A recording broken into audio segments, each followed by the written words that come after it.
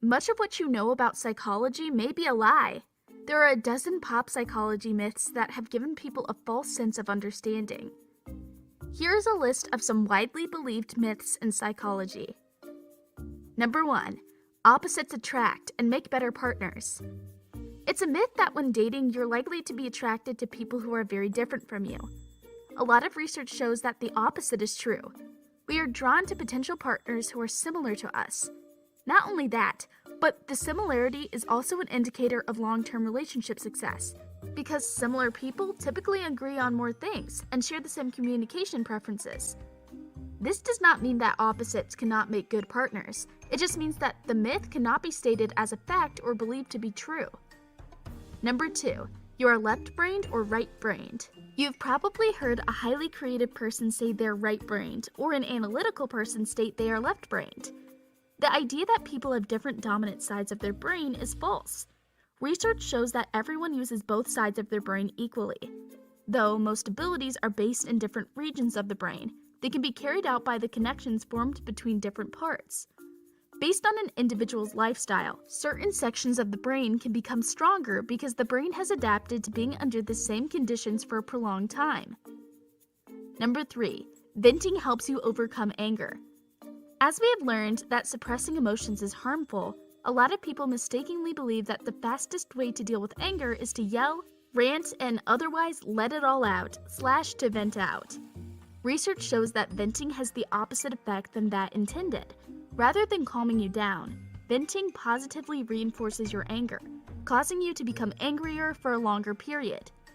Venting sometimes can be helpful. However, it is more about thinking of anger than processing it.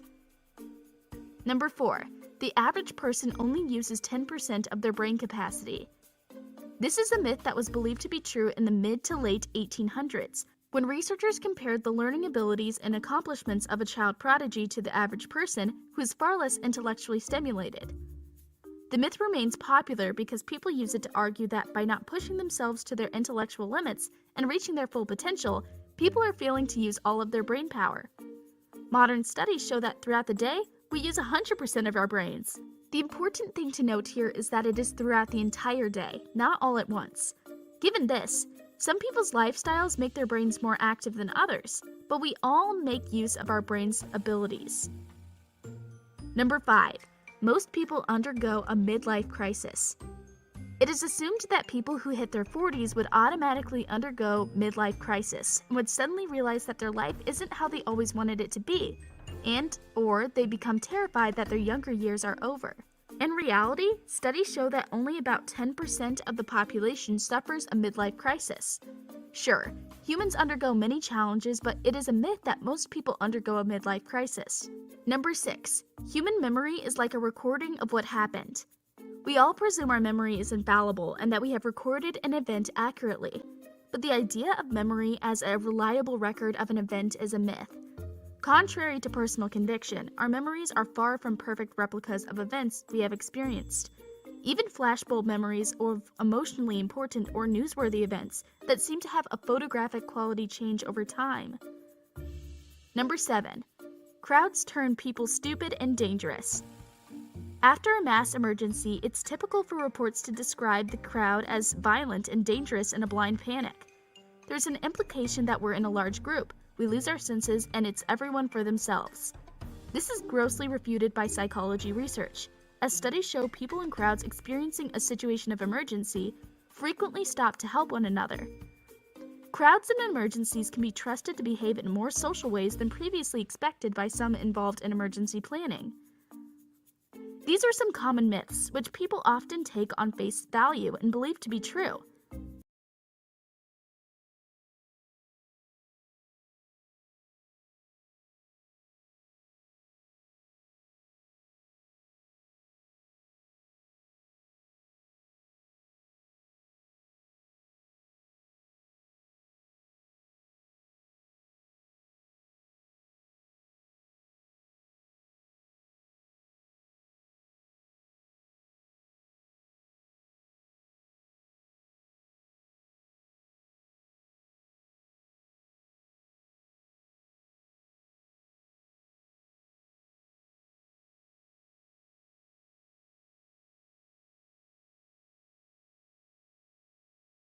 In 1949, a group of sociologists published a book called The American Soldier. In it, they shared the results of years of research they'd done on soldiers in World War II. It was based on a bunch of surveys and questionnaires, and they learned a lot about life at war. Like, one survey found that soldiers from rural areas were generally happier than soldiers from the city, and another found that men were more eager to go home during times of fighting than after the war. But the book didn't go over so well.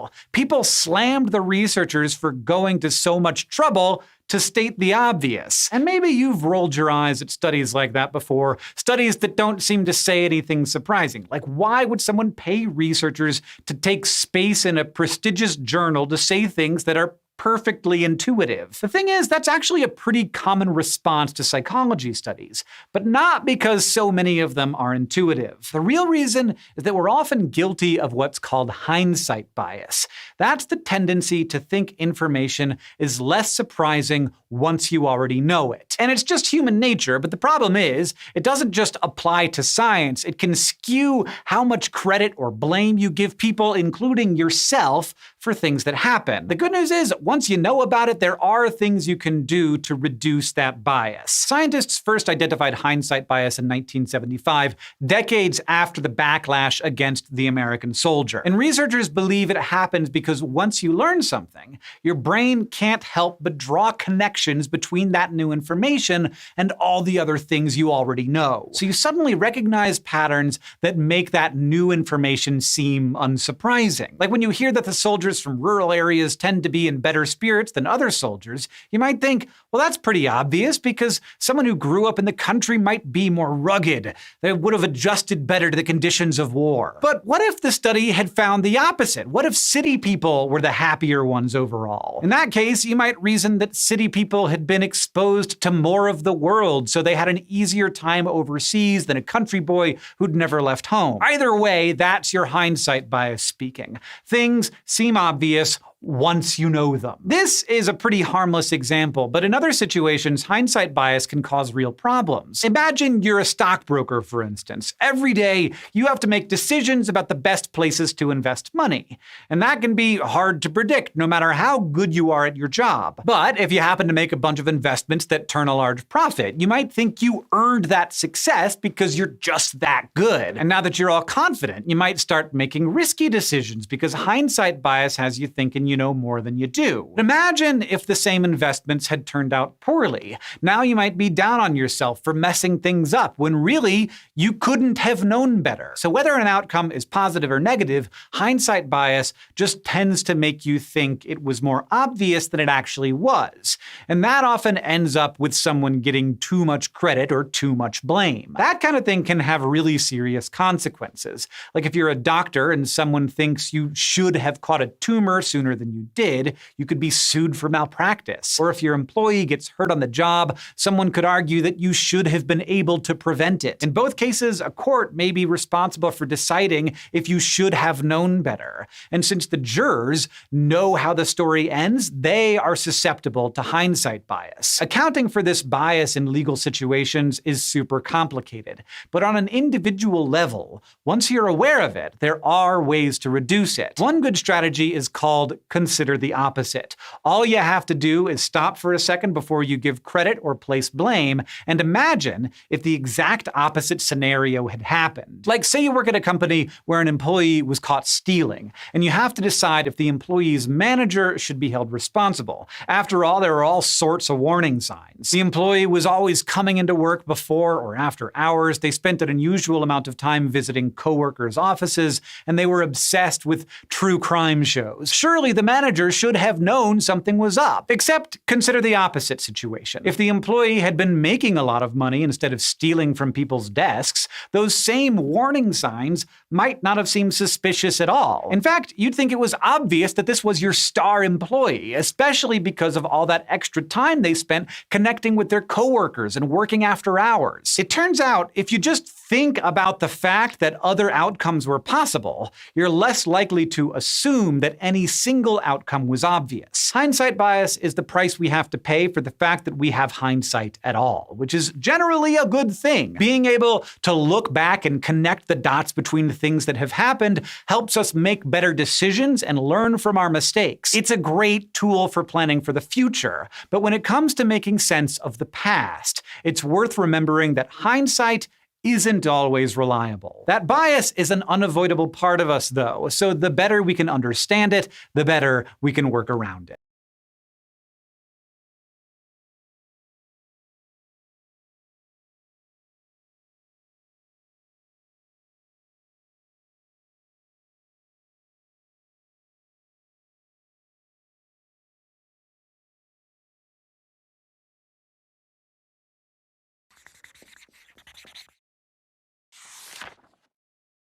Good character can be undermined by overconfidence.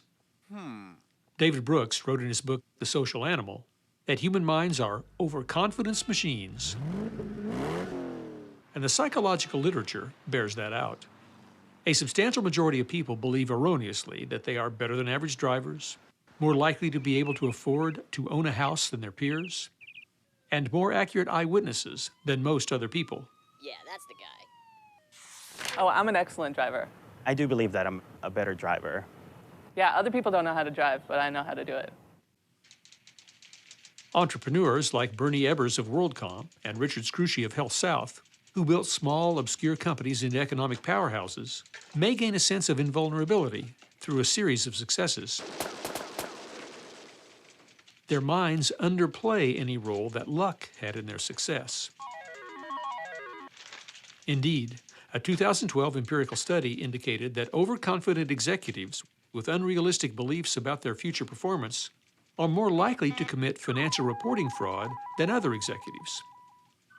Essentially, they are more likely to get themselves into predicaments where committing fraud seems the only way to deliver on their promises.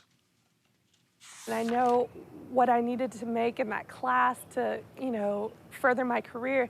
I felt all this pressure. I got up and I went to the bathroom and I looked through the stalls just in case someone had taped up the answers, just in case, like maybe it was my luck. Morally, I would have never made that decision, and that's not usually what morally I stand for, and I never thought I would find myself in that position. People's irrational overconfidence also applies to the ethical correctness of their acts and judgments.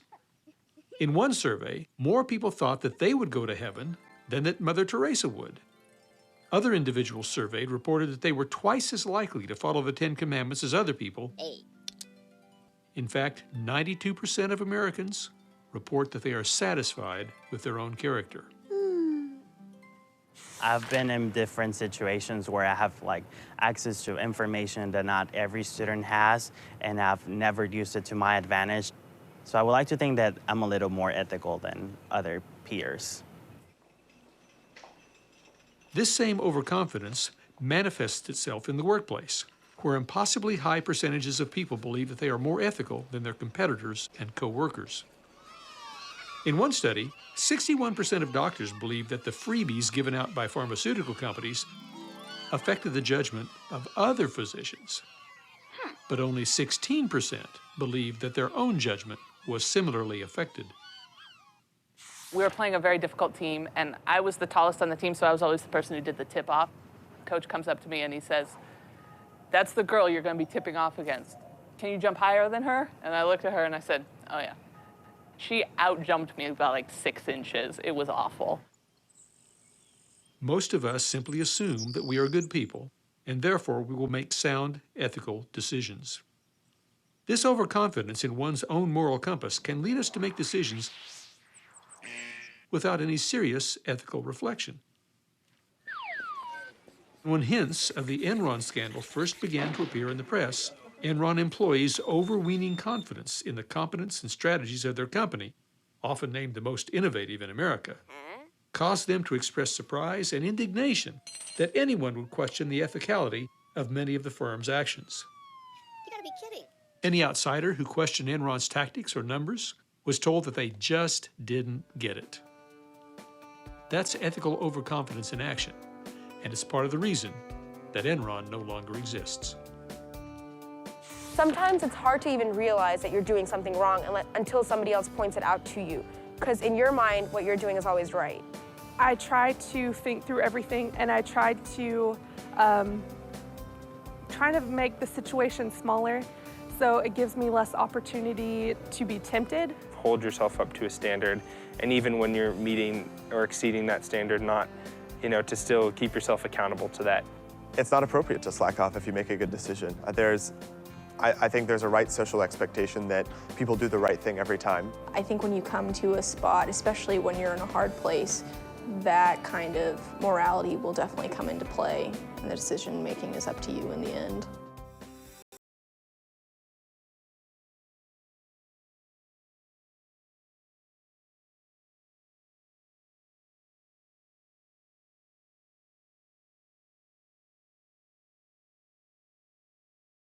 Can we call pizza cause psychedelic hallucinations? Does coffee make you smarter, or does it just make you do dumb stuff faster? Like bunch of psychology itself, questions like these can seem pretty intuitive. I mean, people may not be the easiest organisms to understand, but you're a person, right? So you must be qualified to draw, some conclusions about other people and what makes them tick. But it's important to realize that your intuition isn't always right. In fact, sometimes it is exactly wrong, and we tend to grossly underestimate the dangers of false intuition. If you have some idea about a person and their behavior that turns out to be right, that reinforces your trust in your intuition. Like if I warn my buddy Bob against eating that deep dish pizza that's been in the fridge for the past week, but he eats it anyway and soon starts to wig out, I'm gonna say, dude, I told you so. But if I'm wrong and he's totally fine, I probably won't even think about it ever again. This is known as hindsight bias, or the I knew it all along phenomenon. This doesn't mean that common sense is wrong, it just means that our intuitive sense more easily describes what just happened than what will happen in the future.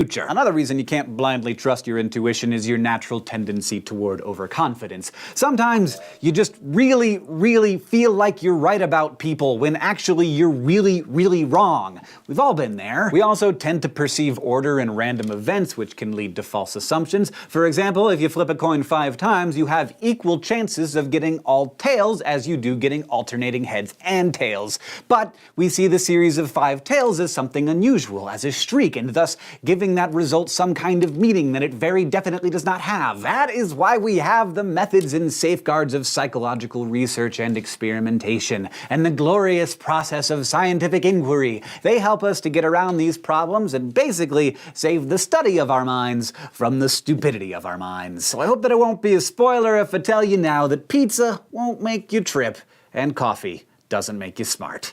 Sorry.